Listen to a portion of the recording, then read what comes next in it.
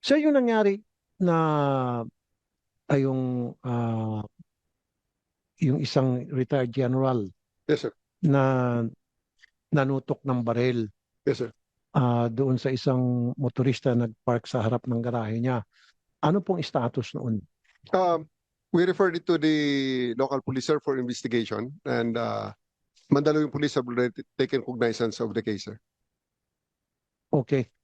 Now, pangalawa sir, so yun, nasa PNP na. And Yes, then sir. yung PNP, chinecheck kung yung kanilang lisensya number, tatanungin ko muna sa PNP, Yes, sir. kung PNP, doon kay General, anong pangalan ng General ulit? Is it Rear Admiral Ramon Punsalan, sir. Ramon Porcelan? At nakikita doon, kumasa siya ng baril at bit-bit niya yung baril, pinuntahan niya Yung driver, sir. yung driver Sir. na Yes, sir. kadiskusyon niya.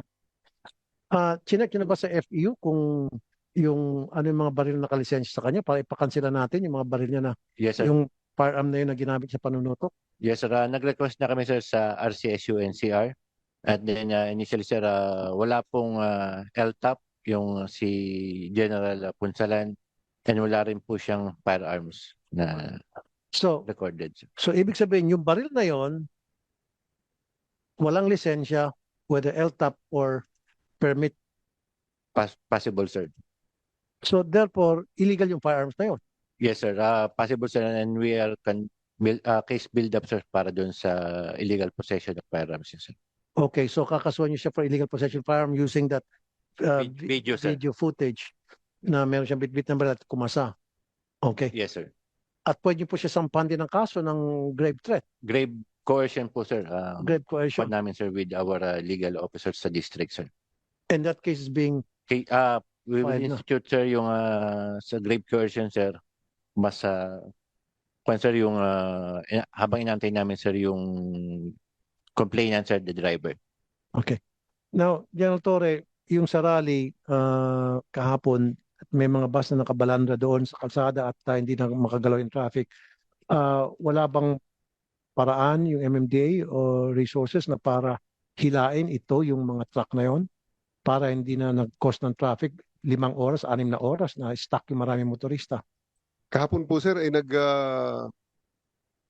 anong isang araw, sir, nung first day, sir. Kami ay nag-conduct na talaga, sir, ng towing doon, sir. Kaya nabuksan namin ang isang lane, sir. Because of the sheer volume, really apologies on that, sir. Napakarami lang talaga ng mga tao at mga bus na hanggang kahapon ay pinotowing namin. So marami rin kami na-towing, sir, at marami rin kami natikitan. May mga naturing kayo. Marami, sir. So next time, ready na po siguro kayo. Kung kailangan nyo po ng budgetan natin na maglaan tayo ng maraming tow truck para sa MMDA. Nang sa gayon, pag dumating ganitong klaseng insidente ulit, mabilisan yung pag-tow ng mga Maraming nakabalandra ng mga sasakyan. Maraming salamat po, sir. That's very welcome development, sir. Thank you, sir. Right. And then, last na naman po sa inyo, yung mga sasakyan na mga nakapark na yung mga tawag nito, yung mga kalsada, yung mga lalaking kalsada na dinadaanan ng mga sasakyan, I commend one of your staffs, yun yung tao niya ng nanibigit na helmet, ha? Si Gabriel Go. Yes, sir. Sabi mo sa kanya, continue yung ginagawa niya na Yes, sir. nagkakaroon siya ng clearing operation na yung mga nagpa-park sa mga tabi-tabi na nakakaharang at nakakakos ng traffic. So he must continue doing that. Yes, sir. Maraming salamat sa suporta, sir. Yeah, pero dapat wag siyang selective. Opo, sir. Wag lang doon sa mga lugar ng mga mahirap, pati doon sa lugar ng mga mayaman, sa mga village diyan, mag-tow rin. The last time, sir, may sports car sir,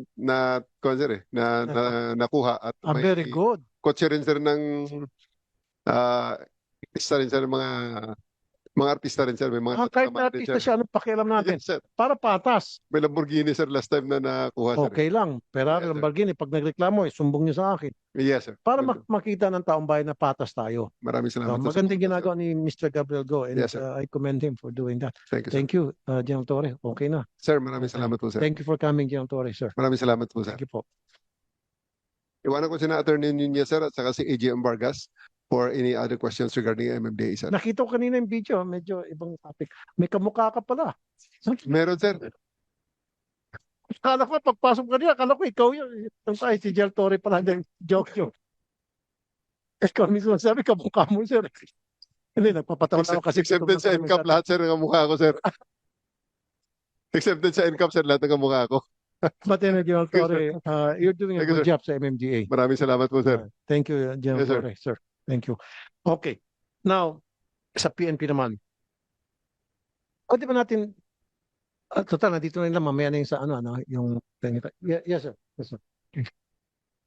Total, pinag-usapan natin yung rally. Pwede natin pakita yung video? Yung sa isang TNVS. Jump muna tayo. Videos. Dito na tayo sa highway sa Bawang Sila. Kanina ako pa nasa loob. Yung sa PNP lang muna, yung sa EDSA sa rally. PNP, ako lang siguro kung nahirapan nyo hanapin. Sa rally naman, merong isang taga-TNVS rider na parang kinukuyog siya ng mga realista. And then meron po isang pulis na sa halip na tulungan siya, awatin, meron pa binantaan siya, papatayin kita or something like that. Sa halip na awatin ng PNP na nandoon, yung mga, yan yung naka-helmet. Sige. My birthday! Ang pinagalitan pa ng PNP, Kinuha, pinagpupuran ako. Wala nga eh, kinuha nga nila eh. Ano ba yung pinaglalaban na yan? Tao rin naman ako dito sa Pilipinas ah. Tao ka nga, huwag ka nagsasalita. Gusto mo ba mamatay?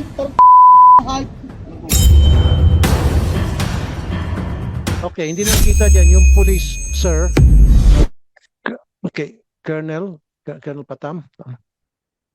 Sino ba dapat? Kayo po ba dapat? Sir, good afternoon. Chief Regional Legal Officer, sir. Alright. Yung pulis nyo doon, sa halip na awatin yung mga nangaharas na relista doon sa taga-TNVS, yung rider, ang rider pang pinanggalitan. Ba't ganon? Wala pang training yung mga pulis ninyo how to handle a situation like that? Actually, sir, palagi naman natin sila na-advisean. Pero in this case, sir, tinawagan ko ng QC kanina, sir, para maimbisigahan. Gusto ko yung pulis na yon isa lang siya sa retraining. At We will try to recommend. pagalitan siya. Kasi mali yun eh. Yung tao, overwhelmed na siya ng mga relista and then sinisigawan siya, kinuha yung susi niya at yung isa pa doon, binantan siyang papatayin. Tapos ngayon siya pa yung pagagalitan ng pulis. Ang sakit noon. So sino yung pulis na yon? And I want that policeman identified and isalang siya sa retraining program. And all your policemen, pagdating sa mga rally, they should be well trained kung paano mag-handle ng mga sitwasyon if something like that arises again. Yes, sir. Pinapaimbisigahan na namin, sir, ang identity ng police at saka yung identity ng pagbigay ng pagbanta. Nakuha ba yung susi? Nabalik yung susi doon sa Per rider? information, sir, na binigay sa akin ni Comsec, sir, hindi pa natin na-verify. So yung tao, hindi nyo identified kung sino? Pa-identify pa lang natin, sir. Papaimbisigahan na natin.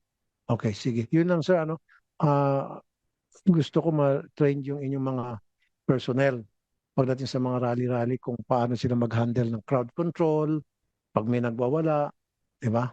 Yes, sir. We will try to retrain our police officers. Thank you, sir. Thank you. Okay, mabalik na tayo doon sa pier. Sana ba yung complainant natin? Okay, Mr. Vicente, narinig mo naman, sinasabi nila, to make it short, parang, at ako rin mismo na nakita ko yung report nila, parang pinapalitaw, lumilitaw na hindi ka consistent doon sa sinasabi mong laman ng pera sa bag mo. But mamaya na yan, that's debatable. For the meantime, it's very clear to me yung lapses. Kasi dapat, para sa akin, dalawang tao ang nagmamando doon sa x-ray. Isa yung nagtitingin mismo sa x-ray para sa mga images kung anong laman ng mga bag. At isa yung kapag na-plug down ng x-ray technician na, yan, may laman, pabuksan mo. Bubuksan right there and then. Hindi na papuntahin pa sa malayo para doon bubuksan yung gamit niya and another person would do that for him. So in that way, kasi siya, sinabi sa kanya, buksan mo doon kasi meron kaduda-dudang laman sa karton na ito. Paano yung ibang gamit niya? So wala na siyang time na kunin pa yon. So he was thinking, sana kung meron kayong extra person, doon na mismo pabubuksan sa kanya. Hayaan mo na muna humaba ang pila. Ganun naman nangyayari sa airport eh. That happens. In fact, that happened to me many times sa iba-ibang mga airport. Ay, walang pakialam yung mga taga-exit na humaba ang pila dahil bubuksan yung bag ko kasi akala nila meron akong yung charger ng cellphone kaya pina-stop ako. Yeah. Thank you, Mr. Chair.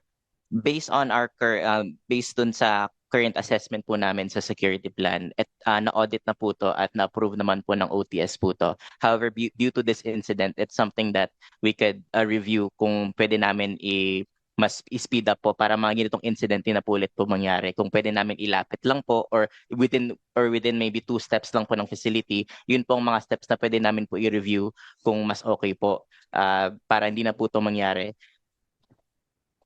Along with other reminders na po na kahit naman po kailan buksan sa mas malayo po, pwede namin maglagay pong extra reminders na pwede naman po hintayin muna lahat ng mga gamit before pumunta doon sa lugar para buksan po. We'll also make sure that our staff will not rush people na hindi nila feeling na kailangan agad-agad po. Pwede ko nila Or maybe you need to put 2 personnel. Yes po. Wag isa lang. Yes po. Para yung nasa x-ray, yung technician magsasabing, oy, meron dyan, kaduda-duda, pabuksan mo, sasabihin sa kasama niya. Tapos yung kasama niya sabihin, buksan mo ito, o dili kaya, buksan natin doon sa isang lugar na para hindi magkaroon ng traffic, walang sinasabi mo. Pero, nasan ba yung ibang gamit? Dalhin mo na muna. Yes. Sir o ma'am. Ganun dapat. Doon kayo nagkulang. Tama po, sir. That's something that we could review on. There's always room for improvement po, especially sa mga ganitong situations na nangyayari pala po to na minsan na may mga tao na nakalimutan pala mga bagahe nila, and there could be more steps that we could take in order to remind people na mga gamit nyo po, lagi nyo po tignan para hindi nyo po makalimutan, para to ensure that this doesn't happen, especially with the CCTV din po. Kaya meron na pong improvement sa mga CCTV cameras namin para clear na po kung ano po nangyari So, po. galing mismo sa iyo, there's room for improvement Yes po. sa inyong sistema. So, in a way, ina-admit mo na meron kayong pagkukulang.